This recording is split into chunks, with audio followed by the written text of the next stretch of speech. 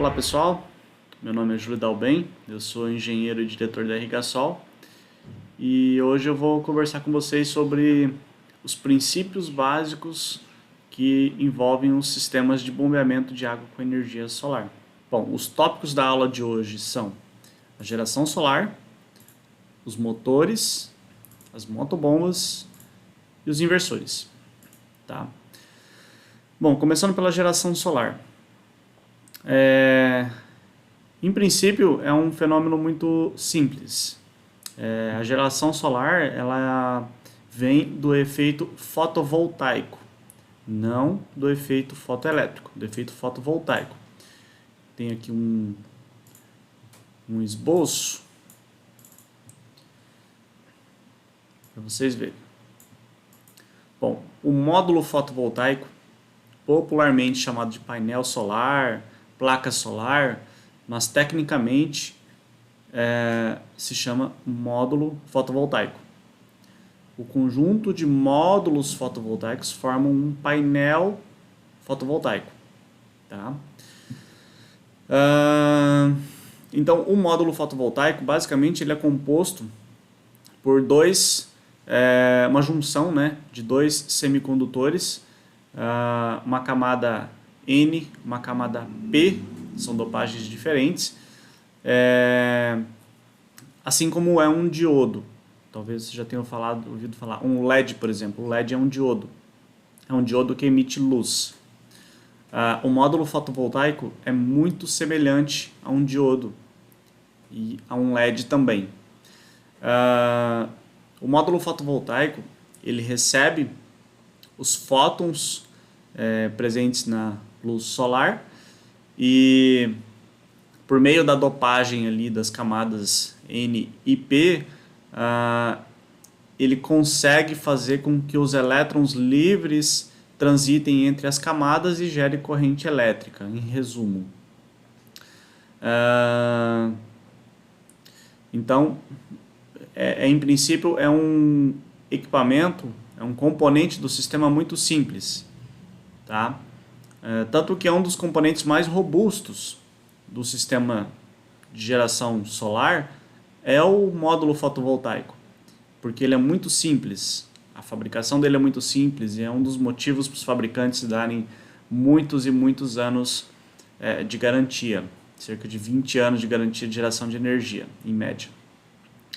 Então, é um componente muito simples, um princípio de operação dele também é simples.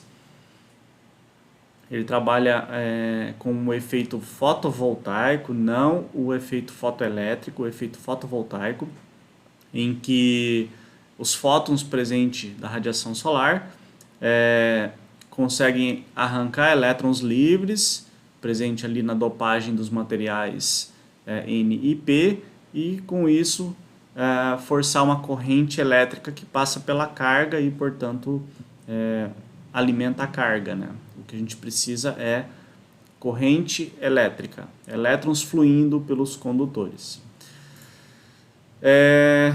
Então, o menor componente do sistema é o módulo fotovoltaico. O conjunto de módulos fotovoltaicos formam o painel.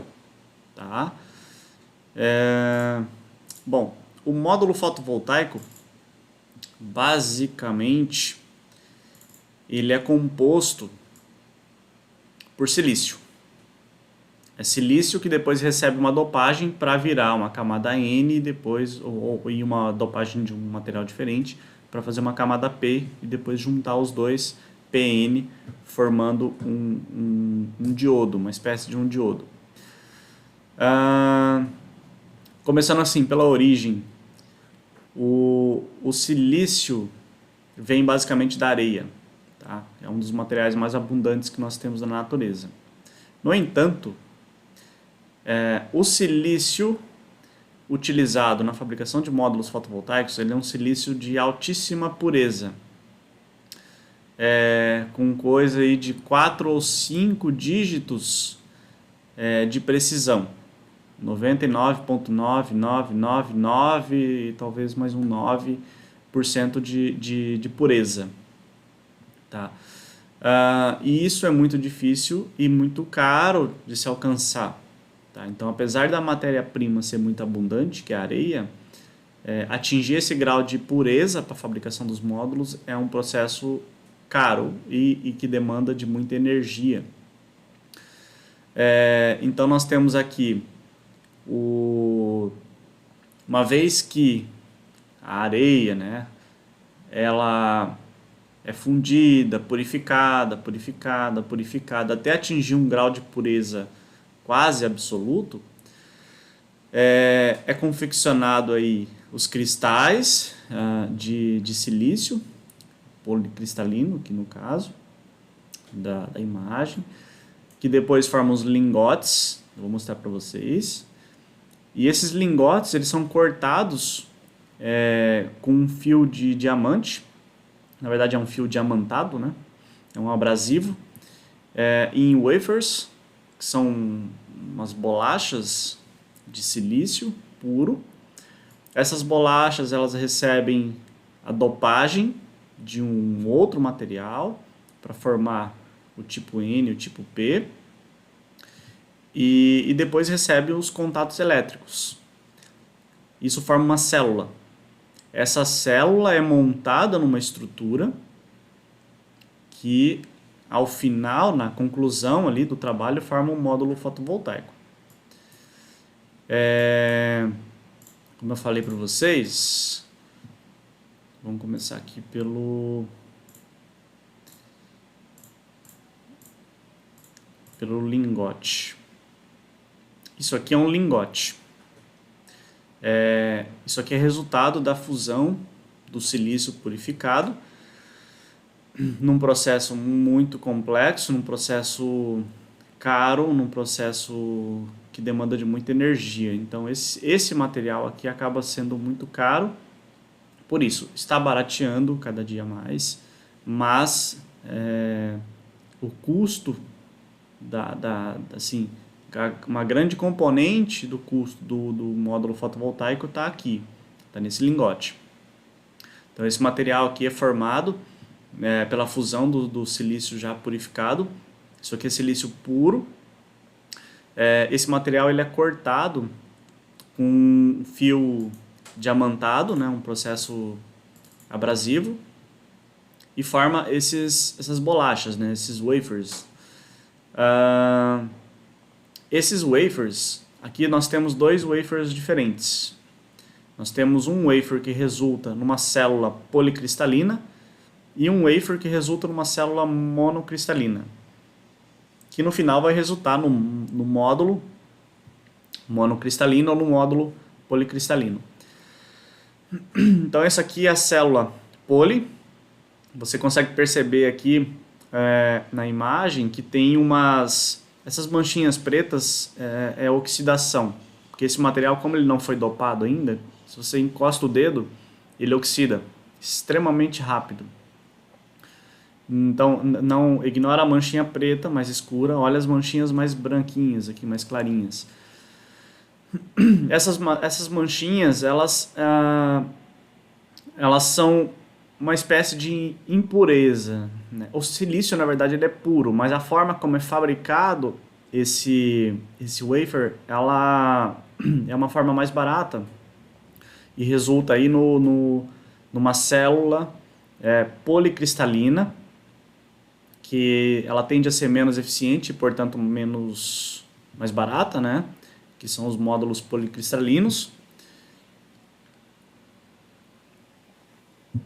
E aqui ao lado a gente tem uma célula monocristalina. Se você olhar, fora as manchinhas escuras aqui, que é a oxidação mesmo do toque, é uma célula homogênea, coloração homogênea.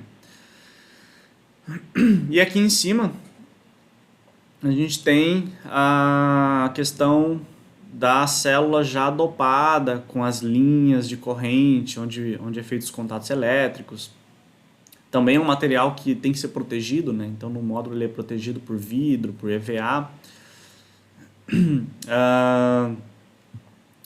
Quanto ao formato, vocês percebem que a policristalina é uma célula geralmente quadradinha, e a monocristalina, a célula monocristalina, ela tem esses lados chanfrados.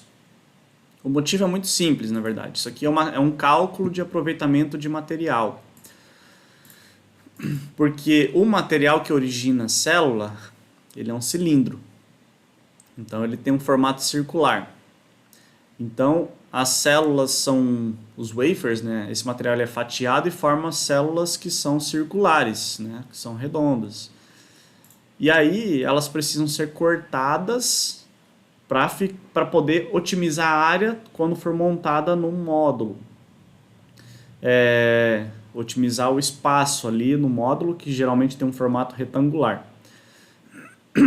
No caso da célula policristalina, as indústrias acabam cortando ela de forma quadradinha, que dá o maior aproveitamento do módulo, mas dá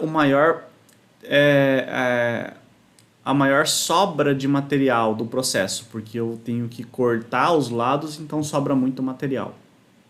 E já esse formato aqui, com os chanfros, tem um aproveitamento melhor de material e um aproveitamento menor do módulo fotovoltaico. No cálculo, para o fabricante, faz sentido ser assim. Pode ser que em algum momento isso mude. E tende a mudar, assim, a tecnologia ela muda muito rápido. E no final, essas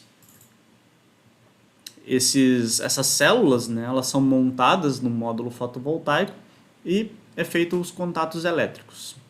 Depois esse material é protegido com uma camada de EVA, vidro, por trás tem um filme, antigamente usava vidro também, hoje não usa mais, antigamente chamava de módulo vidro-vidro.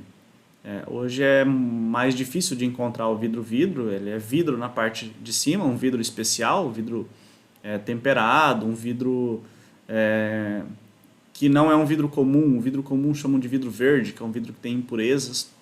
O vidro do módulo fotovoltaico ele é mais puro, né? Então, e também tem alguns tratamentos para evitar de acumular sujeira, água, enfim. E na parte de trás, o backsheet, é só um filme para proteger a célula de oxidação, né? Isso é um ponto também. Essa célula de silício é um material muito frágil. Muito frágil. Como eu falei, a origem da célula fotovoltaica é areia. Silício fundido, purificado, que forma o tarugo de silício, que é cortado, fatiado em wafers, e depois forma a célula fotovoltaica. A origem de um copo de vidro é parecida. Areia fundida, mas poucos processos de purificação. Então o vidro tem muitas impurezas, tem ferro, tem vários materiais que estão aqui junto, que não poderiam estar no silício utilizado para fazer o módulo fotovoltaico. Então, essa célula ela tem a fragilidade de um vidro. E como é uma lâmina muito fininha, ela é muito frágil. É muito fácil quebrar isso aqui. Quando isso é montado no módulo, isso dá um pouco mais de resistência, tolerância ao manuseio. Mas é um pouco mais, não muito mais. Então, quando a gente vê por aí algumas imagens de pessoas caminhando sobre os módulos, pode ter certeza que isso traz consequências. Isso provoca microfissuras nas células, que são trincos muito pequenos. Não são trincos que acabam aparecendo, porque esse material está grudado pelo EVA, né, que é um filme plástico termomoldável. Quando ele esquenta, ele acaba fundindo, grudando a célula. Então ela trinca, mas o trinco você não consegue ver que existe um trinco. Você, a olho nu. Mas existem equipamentos que você consegue ver nitidamente. Câmera termográfica, processo de eletroluminescência, você consegue ver nitidamente que está trincado. Esse trinco, ele provoca um ponto de alta resistência à passagem de corrente elétrica. Então, essa célula começa a esquentar. E à medida que ela esquenta, ela começa a se degradar progressivamente, até o ponto que essa célula ela vai ser inativada e o módulo vai perder a sua função, né? Isso não é um negócio que acontece muito rápido. Então, às vezes as pessoas se enganam. Eu andei em cima dos módulos, mas está gerando energia do mesmo jeito. Sim, hoje sim. Mas dificilmente, daqui 25 anos, você vai ter os 80% de geração de energia assegurado pelo fabricante. Então, o manuseio desse produto requer muitos cuidados. E o diagnóstico de problemas requer equipamentos muito sofisticados, muito caros e um conhecimento bastante aprofundado no assunto. Isso é um tema que a gente pode esmiuçar melhor em outro momento. Hoje eu vou passar aqui com vocês com relação à tecnologia. Então, os módulos fotovoltaicos, vamos esboçar um pouquinho. Os módulos fotovoltaicos funcionam com efeito fotoelétrico, recebe fótons do sol e isso provoca um fluxo de elétrons que é a corrente elétrica. Então tem aqui módulo, outro módulo, mais um módulo. Estou me habituando ainda com essa mesa digitalizadora.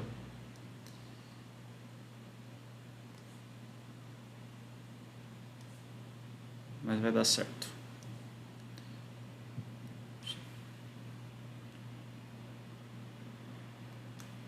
Tá, então o que eu tenho aqui? Eu tenho um módulo, mais um.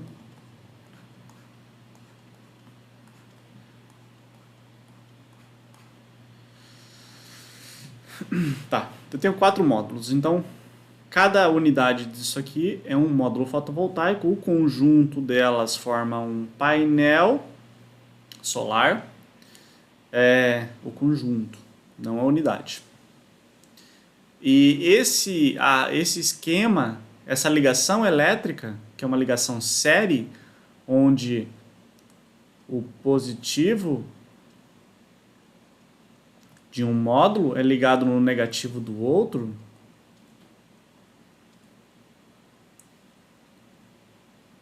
positivo, negativo, não, já positivo, negativo, positivo, negativo, positivo, negativo. Então, o positivo de um módulo é ligado no negativo do outro, e o negativo é ligado no positivo do outro. Então, nas pontas, a gente vai ter um terminal positivo, um terminal negativo. Essa ligação elétrica se chama arranjo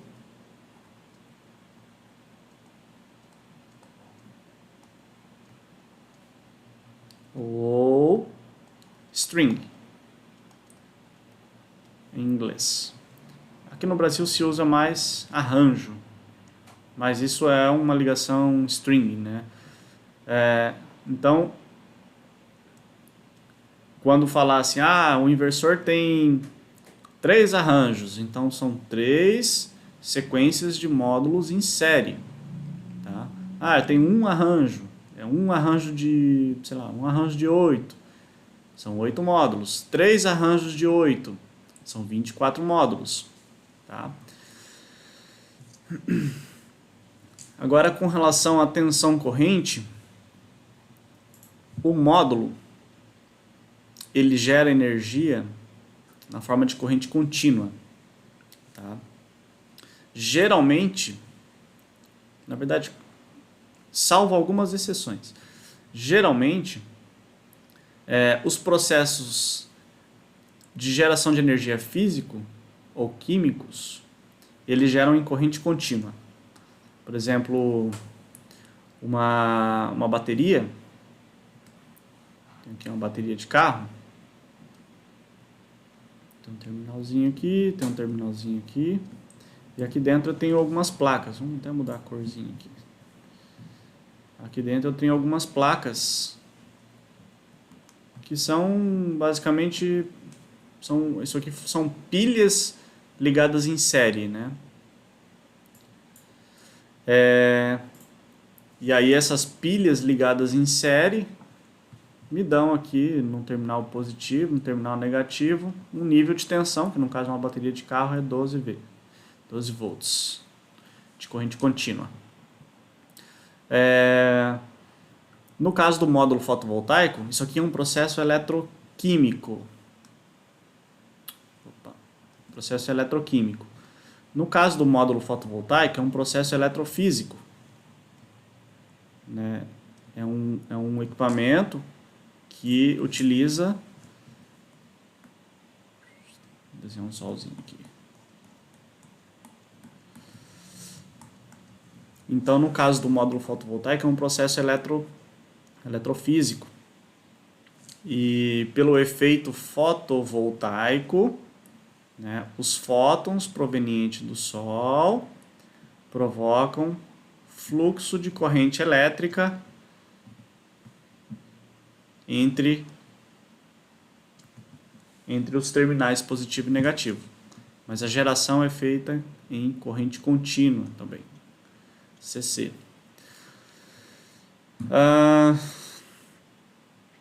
No caso, se eu tenho dois módulos fotovoltaicos, tá? Eu tenho aqui um terminal positivo, tem um terminal positivo,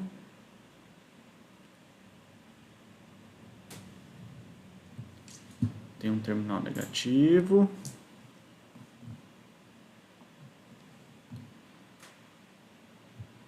Estou me habituando ainda com essa mesa, mas vai dar certo. Tá. Tenho dois módulos fotovoltaicos e eles estão ligados em paralelo. Negativo, negativo, positivo, positivo, positivo. Tá. Nesse caso, quando os módulos estão ligados em paralelo, tá, eu tenho cada sequência, que no caso aqui é uma sequência de apenas um, forma um arranjo. Então aqui nesse caso eu tenho dois arranjos. Tenho dois arranjos. São dois arranjos de apenas um módulo, mas são dois arranjos.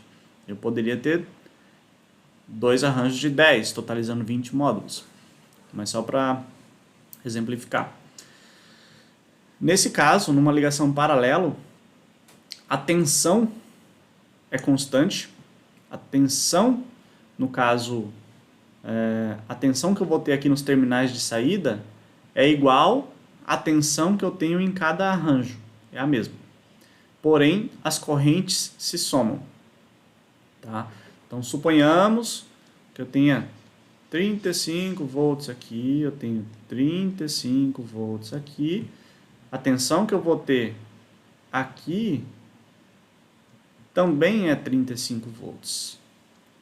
Mas, suponhamos que eu tenha uma corrente de 10 amperes aqui, eu tenho uma corrente de 10 amperes aqui, a minha corrente total na saída vai ser 20 amperes.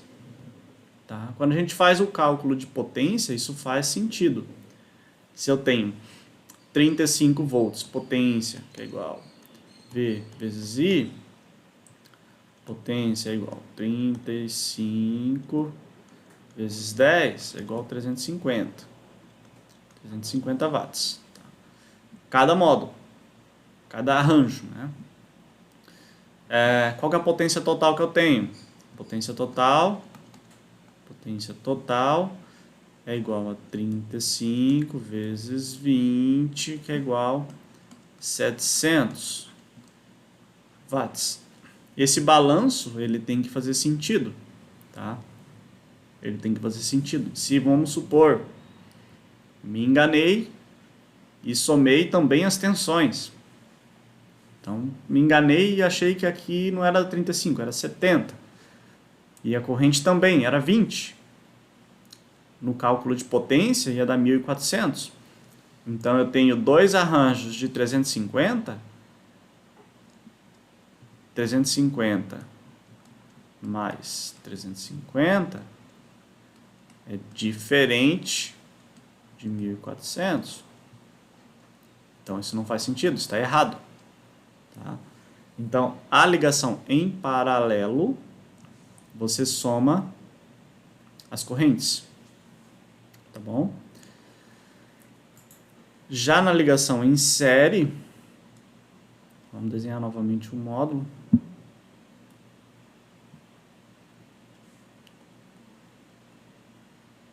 Eu vou me habituar com essa mesa aqui, vou fazer desenhos bem legais, mas por enquanto é isso aqui. Dá para entender. Então aqui eu tenho uma ligação em série, tá? Positivo, negativo, positivo, negativo, positivo, negativo, positivo, negativo, negativo, positivo. Tá. Isso aqui é uma ligação em série. Aqui nesse caso eu tenho um arranjo. Na ligação em série, eu somo as tensões, mas não as correntes, tá? Então, suponhamos que eu tenha 35 volts, 10 amperes, 35 volts, 10 amperes, 35 volts, 10 amperes, 35 volts, 10 amperes. 1, 2, 3, 4 módulos. Qual vai ser a minha tensão e corrente resultante na saída? Eu vou somar as tensões. 35, 35, 70, mais 70, eu vou ter 140 volts CC, de corrente contínua, por 10 amperes. Tá? O balanço de potência faz sentido? Vamos ver. Potência total é 140 vezes 10, que é igual a 1.400 watts. Faz sentido? Cada módulo 350, então 350, 350, 350, 350, 700 vezes 2 dá 1.400. Então faz sentido. Então essa conta está correta. Então no arranjo, na ligação série, eu somo as tensões e a corrente é constante. Isso aqui é um ponto interessante. Às vezes acontece do cliente perguntar: mas eu tenho módulos de 3 módulos de 400, isso aqui é 400, isso aqui é 400, isso aqui é 400 watts, e tenho um que é 350. Tem problema?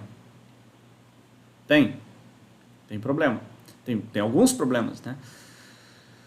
O menor deles é a geração. A geração vai ser limitada por esse daqui. Por que vai ser limitada?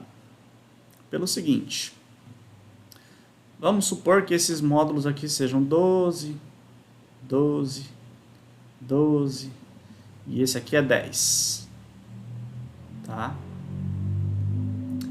A corrente elétrica que vai circular pelo circuito todo vai ser limitada pela menor corrente, que é 10. Então, a maior corrente elétrica que vai circular por aqui vai ser limitada por esse daqui, que é 10. Então, esse aqui, mesmo que ele tenha capacidade de fornecer 12, 15, 20 amperes, vai ser limitada pelos 10.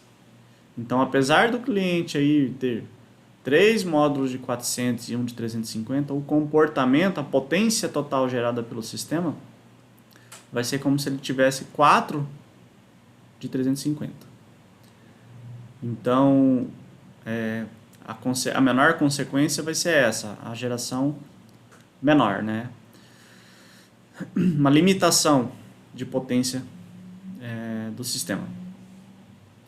E tem outras consequências.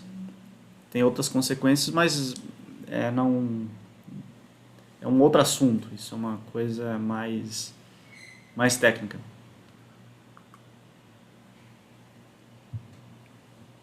Bom, então com isso a gente consegue liquidar aqui a parte da geração solar. Tem só mais um detalhe que é relevante. A geração solar, você tem 3 componentes: direta, difusa e refletida. A direta é aquela quando o Sol incide diretamente no módulo. Céu limpo. Céu limpo, eu tenho uma radiação direta. A difusa é quando eu tenho nuvens.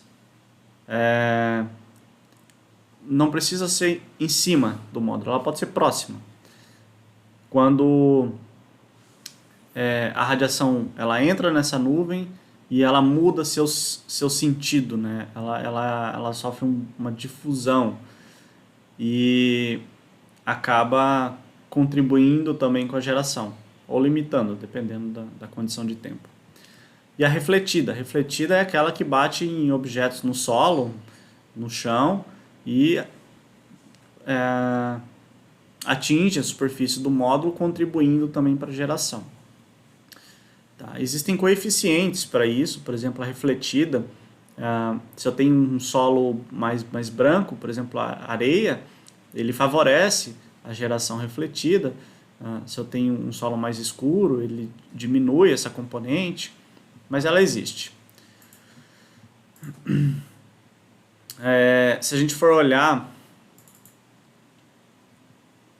para as curvas de geração, a gente tem essa situação aqui.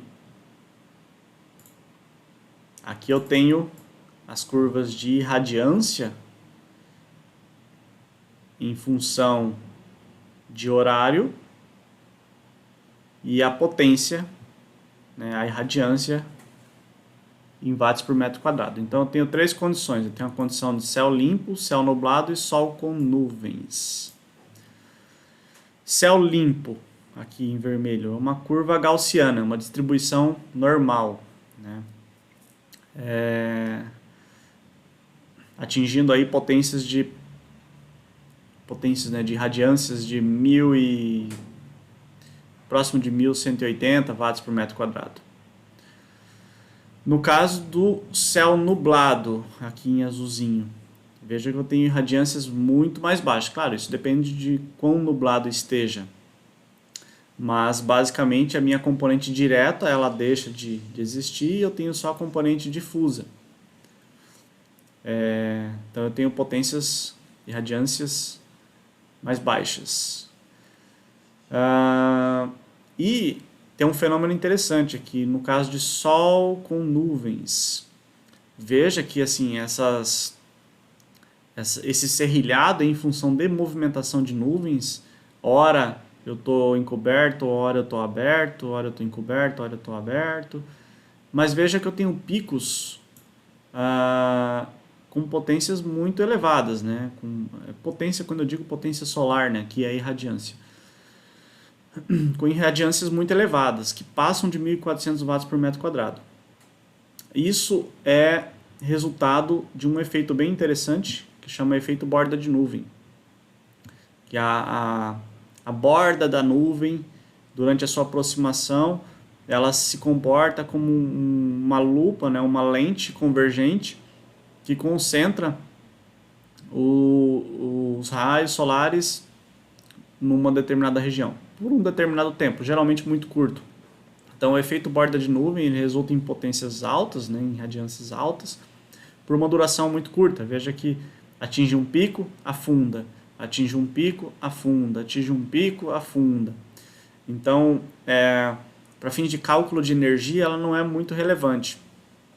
Ela é relevante para fins de dimensionamento do sistema, porque um pico desse aqui, apesar de muito curto, é suficiente para queimar fusíveis. Então, isso é importante, ter o conhecimento que esse fenômeno existe. E aqui uma curva de radiância, aqui do Mato Grosso, num dia de céu limpo. Céu completamente limpo. Veja que é um dia que não chegou a atingir 1000 watts por metro quadrado. Aqui é no período da seca. No período da seca, o céu ele tem muita fumaça e acaba ficando um pouco encoberto. Mas é muito constante, né? É uniforme. Não é uma nuvem que ela se aproxima e vai embora. Então veja que é uma curva bem suave. E bom, uma outra característica interessante. Vou colocar aqui do ladinho. O módulo fotovoltaico, ou a composição que seja, em série ou em paralelo, ela tem essa característica elétrica. O módulo, ou o arranjo, ou a ligação que seja, sem carga, você vai estar nesse ponto aqui, em VOC, que é tensão de open circuit, tensão de circuito aberto. Tá?